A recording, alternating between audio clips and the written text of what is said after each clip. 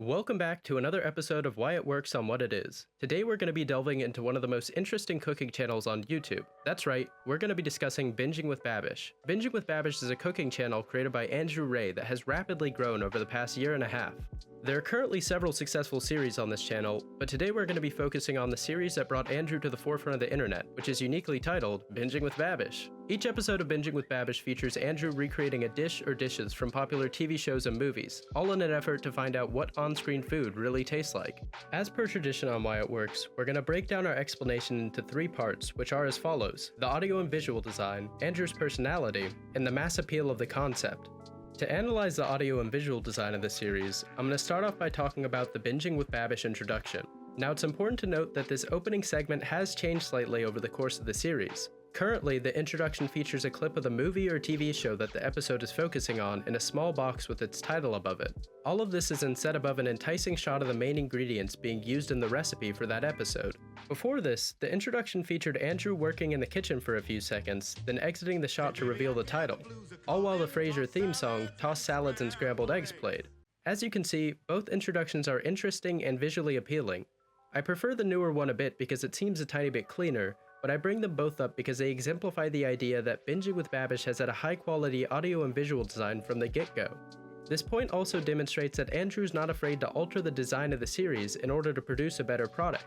Aside from the shift in introductions, Binging with Babish has been an extremely consistent series. Andrew begins each episode with his signature, "Hey guys, what's up? I'm back with a new episode." This combines with the fairly constant setting of his kitchen and aesthetic choices to aid the viewer in remembering the content and channel, while also giving the series a professional, high-budget feel.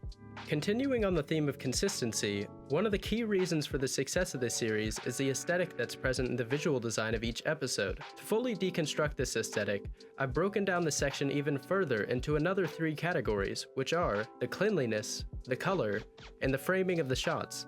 Starting with the cleanliness, Andrew claims to have been inspired by channels like Tasty, which emphasize a quick assembly of a dish in a visually pleasing manner.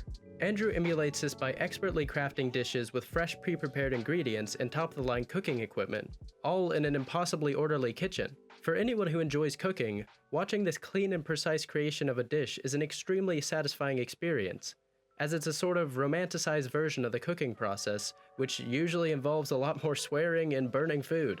The next major element of this aesthetic is a color choice, and despite it being rather subtle, still contributes to the appeal of the design. The graphic here showcases each of the main colors included in the visual design of the show, and where they come from. Now, this might be me grasping at straws, but I believe these colors highlight and emphasize different elements of the show. First off, the pairing of the light brown wood with dark metallic finishes gives the kitchen a sleek and modern look that's just a little bit rustic. This mirrors the show in that Andrew is professional and serious most of the time, but still has lighter moments where his personality slides through. In addition to this, the dark color scheme present in Andrew's attire and countertops serves to complement Andrew's masculine aura, which we'll delve into more in just a bit. Color theory nonsense aside, the design is aesthetically pleasing, and this is partly due to excellent color choices. The last major part of this aesthetic shows itself through the way Andrew frames his shots. When asked why he doesn't include his face in the videos, Andrew explains that he wants to keep the focus on the food, and not try to distract from the purpose of the video with some kind of eccentric personality. This design choice also works nicely in helping create a sort of minimalist aspect to the aesthetic, where the audience only sees what is necessary, which is simply his hands working on the recipe. Pair this with consistently symmetrical shots and actions being framed by parallel lines created by the countertops, and you have the last major portion of the Binging with Babish aesthetic. All in all, the presence of this aesthetic plays a large role in the appeal of the visual design, and could probably be explained by Andrew's prior career as a visual effects artist. Now, this section couldn't be called audio and visual design unless I delved into the audio of the series as well, so here I go. Each episode of Binging with Babish features three main audio components, which are the background music, audio of the featured clip, and Andrew's voice. For the background music, Andrew uses a few different sources. Recently, he's been playing a lot of songs from the band Broke for Free, and earlier in the series he played Whatitis' Cream on Chrome quite often. Whatever the artist, the music is usually some kind of soft electronic rock that plays in the background and fills any pauses in Andrew's voiceover. One thing to note about the music is that the tempo usually matches the speed of Andrew's delivery quite well, which helps the video flow smoothly. The main highlight of the audio design comes in the form of Andrew's commentary. Using his sonorous voice, Andrew narrates his cooking process and provides humorous commentary. Andrew's voice alone seems to be a massive draw to the series. To prove this, I'm gonna cite his new podcast, Bedtime with Babish. In this podcast, Andrew reads poetry and prose to fans who can't get enough of his gravelly voice. The fact that something like this exists illustrates the significant role his voiceover plays. The last point I'll touch on actually explains the excellent audio and visual design of the series quite well, as it's the equipment that Andrew uses. Starting off with the narration, Andrew is able to capture the full range of his soothing baritone register with his Blue Yeti microphone, and for the 4K recording of the show, Andrew uses a Sony a7S Mark II with a Zeiss 35mm 2.8 lens. In the past, Andrew has said this entire setup cost around $6,000, and he's been using it for the entire span of the series, which again supports the idea of consistent high-quality content from the get-go. Judging by the immense success of the series and apparent visual appeal, this investment seems to have paid off quite well. Overall, it's clear that a lot of intention and good taste went into the audio and visual design of this series, making it a major contributor to why Binging with Babish works. But another huge factor to bring into consideration when explaining this success is Andrew's personality. Now, I know that one of the things that I stated earlier was that Andrew intentionally frames his shots so that the food is the focus and his persona is just a backdrop, and I still believe this is the case. But I would also be remiss to not acknowledge the effect of Andrew's personality. To start off this segment, I'm actually going to cite two memes from the Binging with Babish subreddit. These are Binging with Babish starter packs. As you can see, they include a lot of elements we've already addressed, as well as a few others like some classic reoccurring Andrew quotes. I bring these memes up because I feel like the current indicator of a defined or impactful internet personality is when people begin to make starter packs about someone. I think Andrew's personality has struck a chord in numerous ways with his audience, and I'm going to do my best to explain how this is. First off, I believe Andrew is somewhat representative of the ideal millennial man. He's extremely successful yet reserved about his achievements. He's a whiskey and fine dining connoisseur, which shows he has good taste and is passionate about his interests. Also, his bearded and tattooed appearance and typical attire of sunglasses and rolled up button-down are masculine but not in your face about it. Andrew seems to epitomize the creative and technologically savvy 30-year-old who still maintains elements of coolness and class. This well-defined character and appearance that's emblematic of millennial trends makes it quite easy for an audience of 20 to 30-year-olds to relate with him and enjoy watching his content. Building on this, I believe another reason Andrew's personality has been well received is because of his consistent addition of humor to the series. Whether it's a self-deprecating jab about messing part of a recipe up, or one of his ever-present jokes about pouring himself whiskey. So get your tools ready.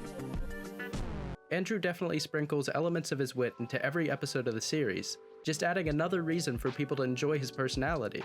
The last major part of Andrew's personality that I'm going to address builds on what I said earlier about Andrew being passionate about his craft. In an interview with Ash Tullett, Andrew refers to himself as I'm a psycho hobbyist. Someone who will stay up all night repeating the same recipe with slight alterations, all in the pursuit of making his food as excellent as possible. This aspect of his personality clearly carries over into the series, as he'll often repeat recipes several times to get them right, and spend absurd amounts of money trying to get the exact ingredients for a dish. This evident passion towards his purpose and immense attention to detail are just a few more additions to the draw of this series. Overall, Andrew's humble, amusing, driven, and millennial-friendly persona is a massive part of the success of the series, even if it wasn't immediately intended to be. The last overarching point I'll address about why Binging with Babish works has to do with the concept of the show and how it's appealing to a variety of audiences. So, the main reasoning for this point is that because of its concept, Binging with Babish is able to pull in audiences from all sorts of different fan bases. I don't know if this idea has a specific name, but for the sake of this explanation, I'm going to refer to it as the audience overlap effect. Since Andrew recreates memorable dishes from some of the most beloved movies and TV shows, and on one occasion a video game, Andrew is able to make episodes for all sorts of huge fan bases. These fan bases then share his episode on their specific forums and sites and bring in large numbers of people to his channel. Once they're on Andrew's channel, they're likely to become fans and new subscribers if they enjoy the content. This is the main idea of the audience overlap effect. You make content that targets different audiences, and you can grow rapidly. In addition to this, being able to put the name of the movie or TV show into his title and thumbnail certainly helps generate even more clicks. Binging with Babish will then show up in searches for that show or movie and as suggested content. Momentarily diverging from the topic of Binging with Babish, the audience overlap effect is also one of the base ideas behind our own series, why it works. If you've come to this video because you're a Binging with Babish fan, we're currently attempting to gain you as a potential fan by addressing a topic you're interested in. We here at Whatitis definitely tip our hats to Andrew for executing this concept on such a large scale. Back to the explanation, the last major audience that the concept of Binging with Babish draws in is simply people looking to learn how to cook. Andrew is able to tap into a part of this market as he offers clear and easy demonstrations for his complex dishes. There is certainly a portion of his audience that enjoys being able to make dishes that are from their favorite shows and are typically from completely unique recipes. All in all, the concept behind Binging with Babish helps it benefit off the audience overlap effect and tap into the market of aspiring chefs. In turn, this aids the channel in gaining thousands of new fans every day. These points definitely account for the rapid growth of the channel to some degree, and therefore make the mass appeal of the concept another key component of why this series works. Binging with Babish is a prime example of an innovative series birthed from the information age. Using its excellent visual and audio design, lovable narrator, and ingenious concept, the series presents a new take on cooking shows that will continue to work well and grow as a staple of the online cooking community. We hope you enjoyed this episode of Why It Works on What It Is. Leave a comment if you thought we left anything out, or if you have a suggestion for a series or type of content you want us to analyze in the future. If you ever want us to be able to spend $6,000 on recording equipment, please like, share, and subscribe. Thanks for watching!